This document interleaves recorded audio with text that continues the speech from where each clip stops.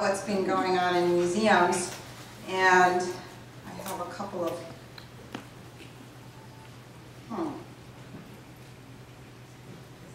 slides about what was going on in the time. So these images are bold reminders of how race was in the news and the public consciousness in 1992. So when I left the AAM conference in Baltimore 20 years ago, I landed in Boston, and while riding in a cab, I listened to the news of LA erupting, and this was after the Rodney King verdict was announced. So my memory of the AA conference 20 years ago is not as crystalline as it could be, and I can't remember exactly who told me that I should go to the Maryland Historical Society, but I do remember after a while it felt like everyone at the conference was asking me what I thought about the exhibition or telling me I should go to see Mining Museum. I can't remember how I got there or who I went on my first visit. I went back like 8 or 9 times. But I do remember that internally I was resistant. I hadn't heard of Fred. I had a stereotype of what I might see at the Maryland Historical Society. And I also, someone mentioned to me that the exhibition was a result of a collaboration, and I was interested in that. So I went. And at first I wasn't sure what to think. It was different than anything I had seen before in a museum. And I don't remember a lot. I don't have the catalog. I wish I'd bought it. But so I remember the cigar Indians, a KKK hood nested in a cradle, a computer screen with some kind of constellation about the North Star, shackles and a silver tea service, and paintings augmented by lights and audio. And I remember people standing in front of those paintings, many people crying. And at that time, it had been 2 years since we opened an exhibition at the Children's Museum in Boston where I worked, the Kids Bridge. And this was the first exhibition that I worked on.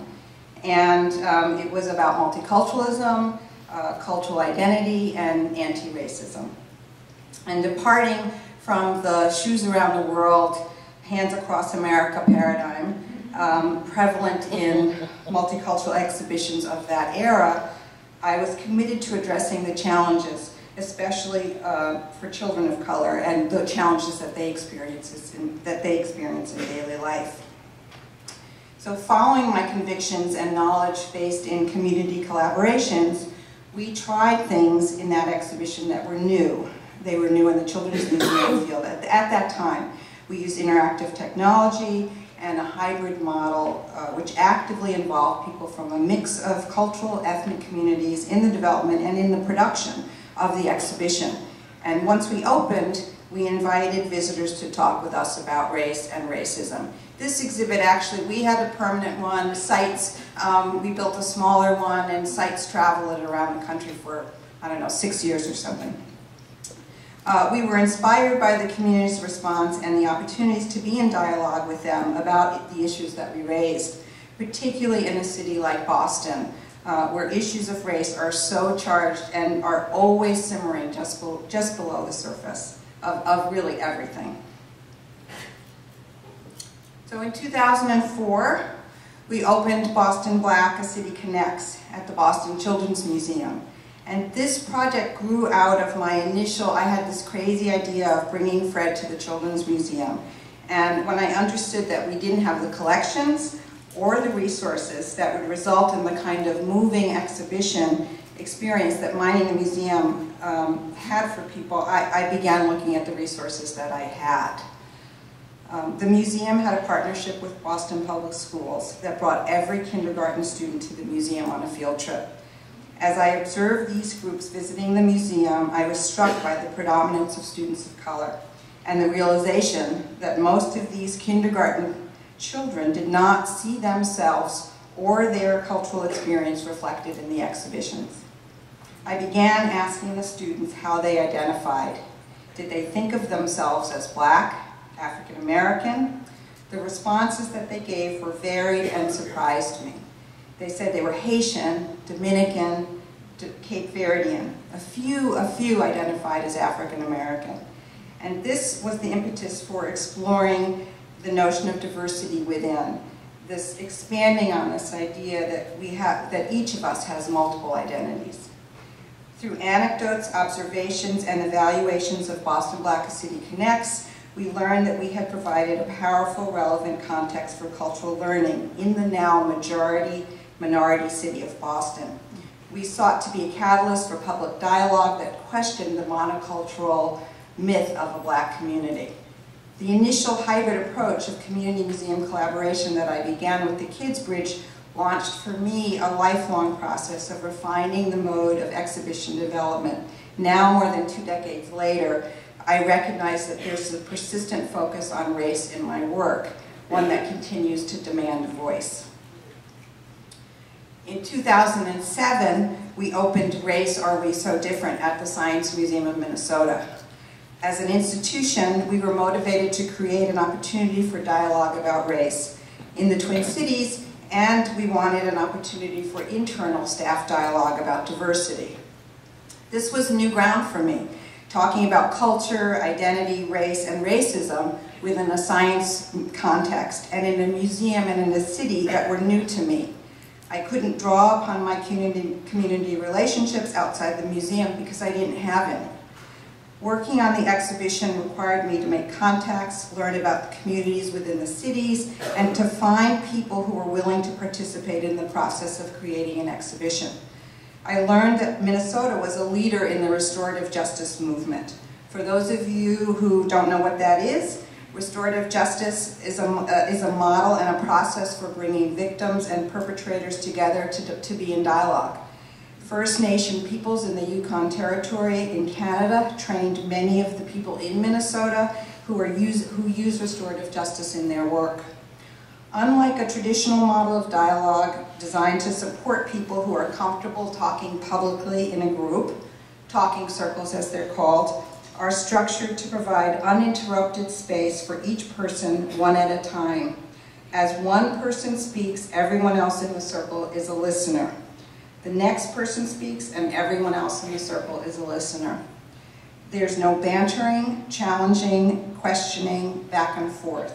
The circle keeper guides the process that creates open space for each person to speak and for everyone to hear what each person says.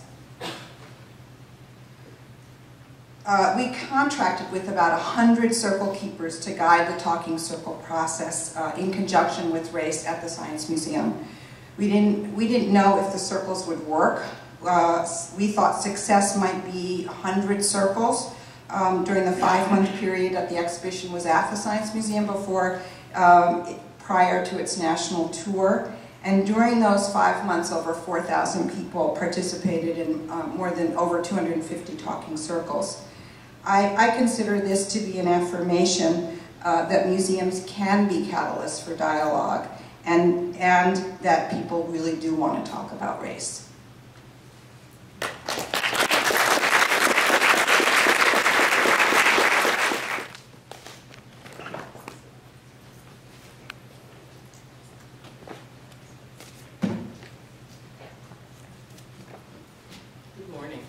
Good morning. See, they're leaving. I knew it was all about you, friend.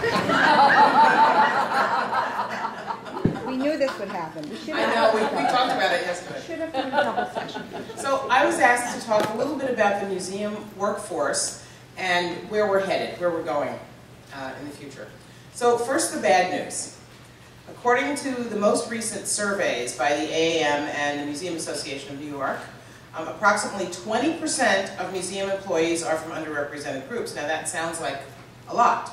However, the estimate includes all employees, including guards and maintenance staff.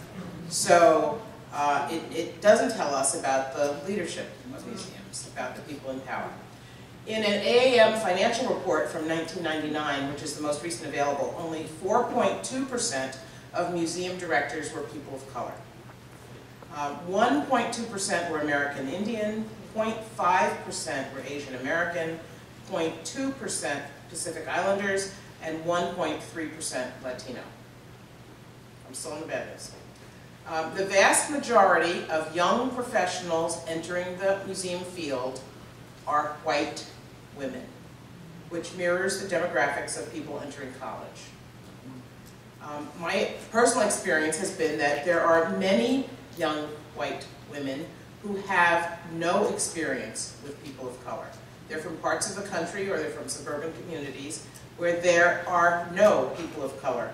And we have become such a segregated society that we don't live together, so we don't know one another.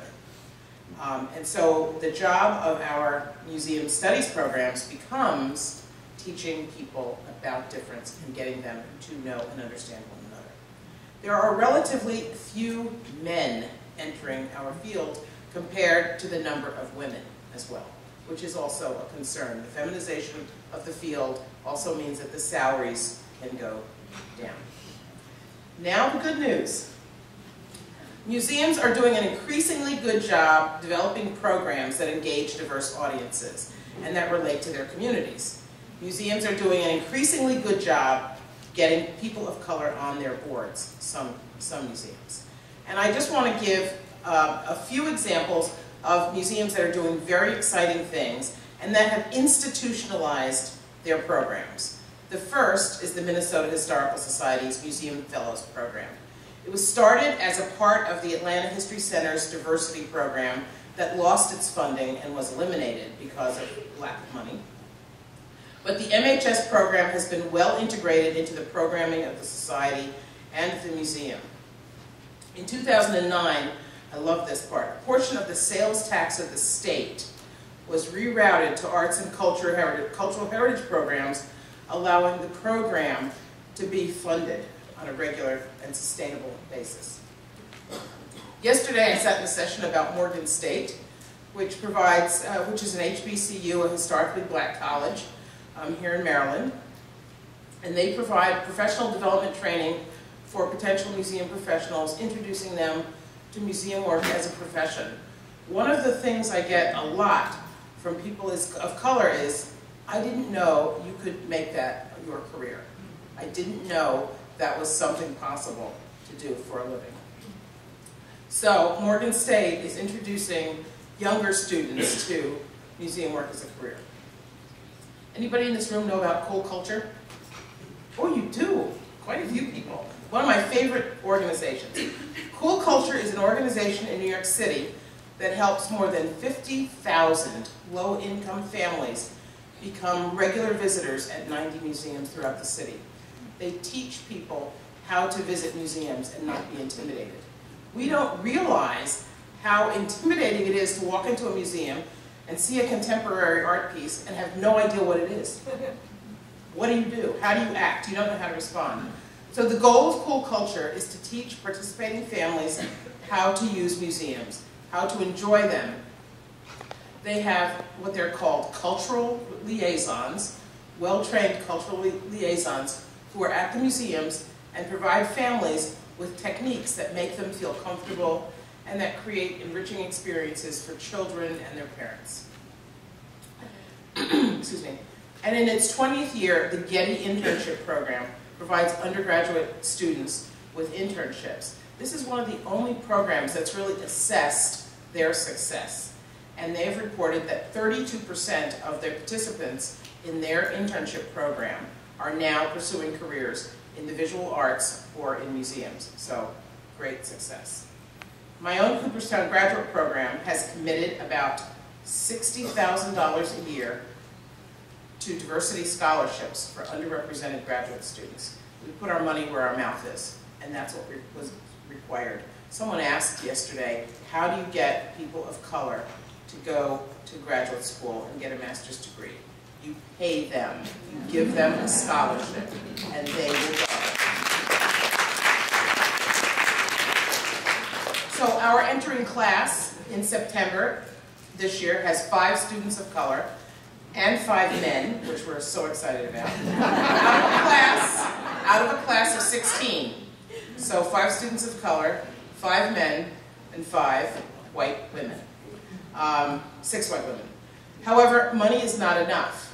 We have diversified all of our courses and created new courses related to diversity so that every student that comes to the program is prepared to work with people of color and with people of all backgrounds. So what sets apart these programs, these models, from earlier attempts? The first thing, I think, is an institutional commitment from the board all the way through the staff. The second is a mission that supports diversity in more than a token manner. The third is money. You have to put the money into the program and keep it there. And the fourth is there's no expectation that one person of color will carry the water for diversity for the institution. So I will say that I think our museums are 10 years after, 20 years after. Oh, I'm getting old. I don't want to believe it's 20. 20 years after Mining the Museum are headed in the right direction, but we still have a long way to go.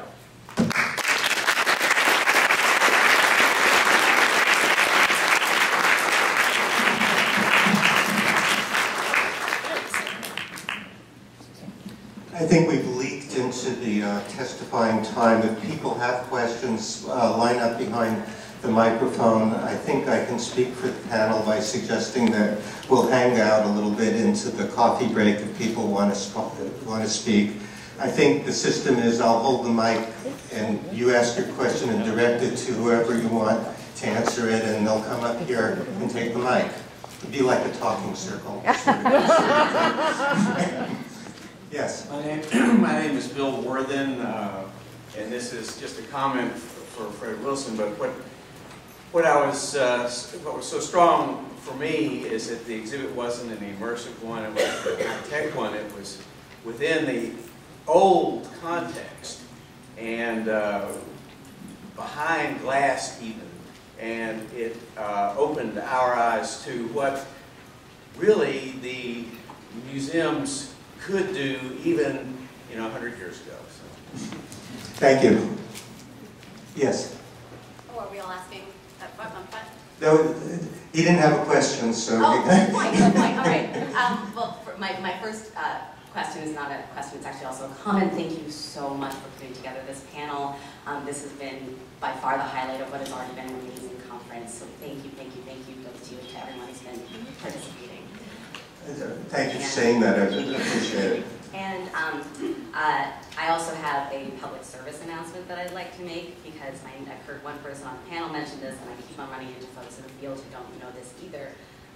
It's still possible to get the catalog for Mining the Museum, unless that has suddenly changed. It's available on the Contemporary's website at contemporary.org/cat/mining.html for only $45. I do not work for the Contemporary, but like I said, I'm so excited that it is still available that I want to make sure that anyone else who wants it can get it.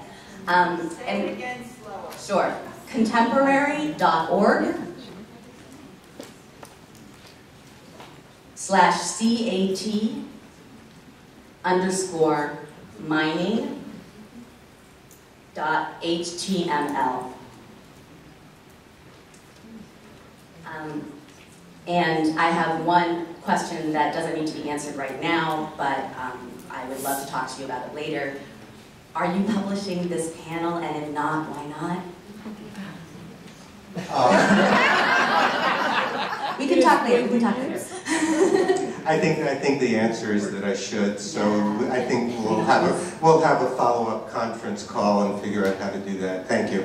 Wonderful. All right. So then my question for Fred, which is there's so many questions that I want to ask you, and really it's so inspirational to actually see you in person and hear how wonderful you are at articulating what you do in addition to taking work, which not all artists are as good as talking. So thank you. One question that I have for you, that Mining the Museum was so revolutionary, and I totally hear what you're saying about how you went into this without a plan about what you're going to do, but I'm wondering if there were any particular inspirations that helped you along the way in terms of previous projects you've seen. I mean, were you influenced by Warhol's, what was it called? Yeah, Raiding the Icebox. Raiding the Icebox. Were you influenced by anything else at all, in museums, outside of museums, and what those things might have been?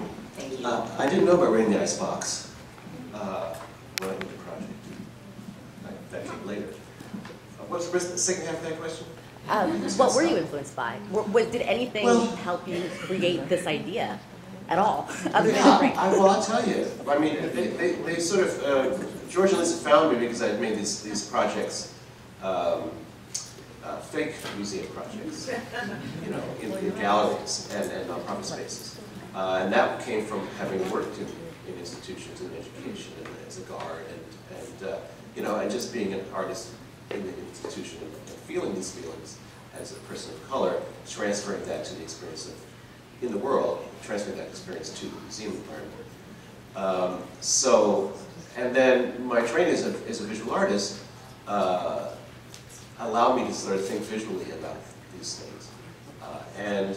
So making these faux spaces allowed me to get out of these ideas. Mostly, I was really mad.